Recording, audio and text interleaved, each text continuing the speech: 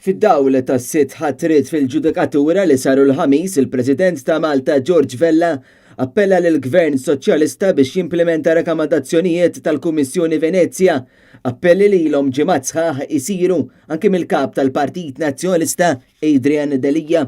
Fid-diskors tiegħu matul iċ-ċerimonja tal-ħatra, George Vella qal li hemm bżonn li l-Gvern juri l-istess rieda li juri fuq kwistjonijiet oħra biex il-ġudikatura f'Malta tissaħħaħ bl-aħjar mod possibbli. Il-President ta' Malta fakkar li għalkemm fl-2016 kien hemm ċertu tibdil dan ma kienx biżżejjed u l-Kummissjoni Venezia fir-rapport tagħha għamlitha ċara li hemm bżonn li jsiru aktar emendi mill-aktar fis possibbli. Anke l-imħallef emeritu Giovanni Borrello riċentament stqal li l-Gvern ippakkja l-bankijiet tal-ġudikatura bil-ħbieb tal-ħbieb u l-ħsara li saret l-qrati taf id-dum snin biex tissewwa.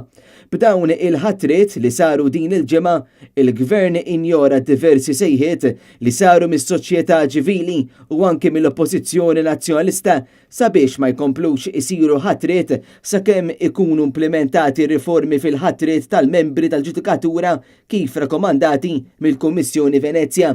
Din il-Kummissjoni rimarkat kif hemm wisq poteri li huma konċentrati fidejn il-Prim Ministru, partikolarment fejn jidħol il-ħatriet ta' mħalfin u maġistrati.